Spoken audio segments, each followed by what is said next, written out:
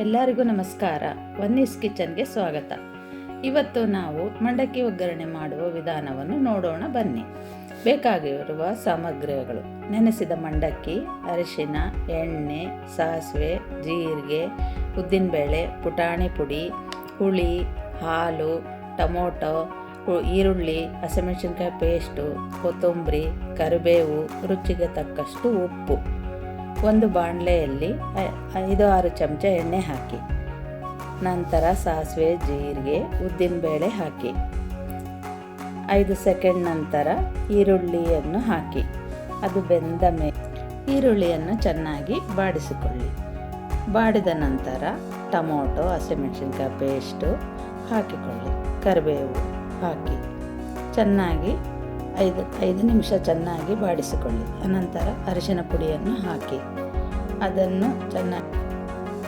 ಅರಿಶಿನವನ್ನು ಹಾಕಿ ಚೆನ್ನಾಗಿ ಕಲಿಸಿಕೊಳ್ಳಿ. ಅನಂತರ ಉಪ್ಪನ್ನು ಹಾಕಿ ಎಲ್ಲವನ್ನು ಮಿಕ್ಸ್ ಮಾಡಿ, ಉಪ್ಪನ್ನು ಮಿಕ್ಸಿ ಚೆನ್ನಾಗಿ ಚಮಚದಿಂದ ಕಲಿಸಿ. ನಂತರ ಹುಳಿಯನ್ನು ಹಾಕಿ ಚೆನ್ನಾಗಿ ಬೇಯಿಸಿಕೊಳ್ಳಿ.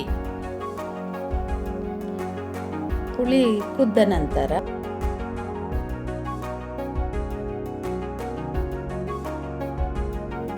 ಹಾಲನ್ನು ಹಾಕಿ 2 ನಿಮಿಷ ಕಲಿಸಿ ಚೆನ್ನಾಗಿ ಬೆಂದ ನಂತರ ಮಂಡಕ್ಕಿ, ಕೊತ್ತಂಬರಿ, ಪುಟಾಣಿ ಪುಡಿ ಹಾಕಿ ಎಲ್ಲ ಮಂಡಕ್ಕಿ ಒಗ್ಗರಣೆಯಲ್ಲಿ ಮಿಕ್ಸ್ ಮಾಡಿದ ಮೇಲೆ ನಿಮಗೆ ರುಚಿಗೆ ತಕ್ಕಷ್ಟು ಪುಟಾಣಿ ಪುಡಿಯನ್ನು ಹಾಕಿಕೊಳ್ಳಿ.